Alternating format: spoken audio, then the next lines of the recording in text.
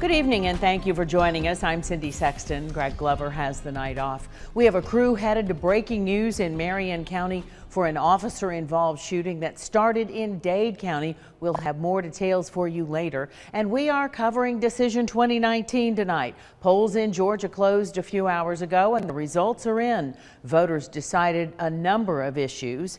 The race for mayor in Dalton was extremely close. The incumbent was ousted by a man who held that position just a few years ago.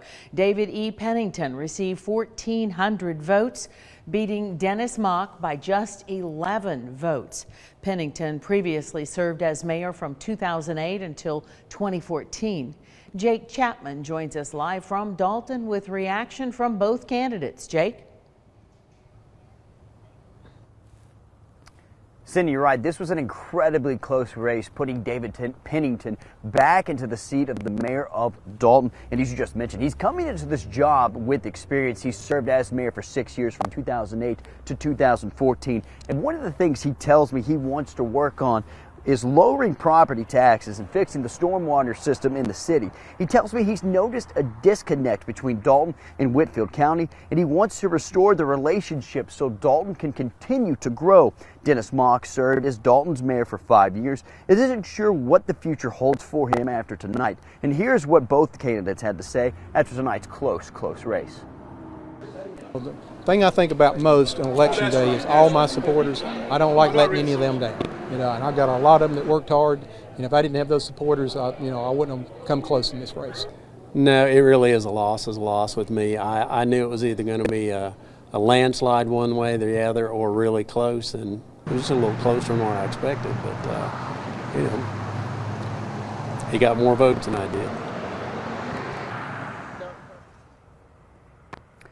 Mock says he does wish the best for Pennington and hopes he continues to improve Dalton. And he did tell me after tonight's race, though it was incredibly close, he is not going to seek a recount in this election.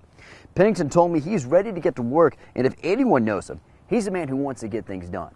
Live in Dalton, Jake Chapman, Channel 3 Eyewitness News. All right, Jake, thank you. Here's a look at the other mayoral race results.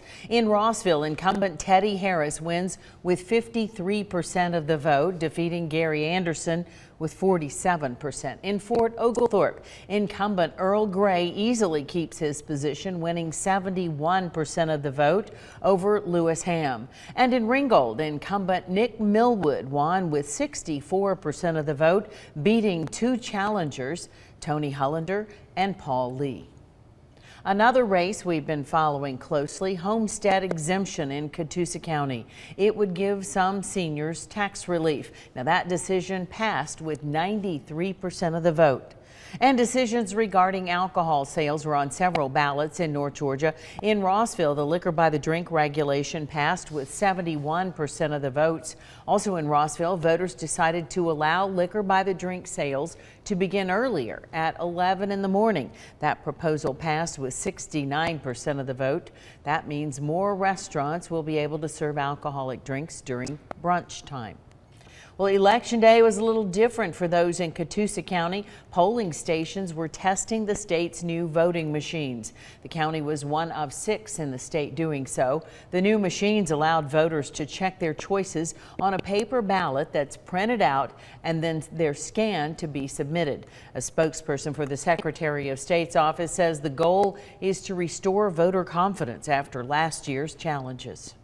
We want Georgia to be in the headlines for what a great program it is. The voters were pleased, and most importantly, that we got it right. We're told no problems with the new voting system were reported in Catoosa County.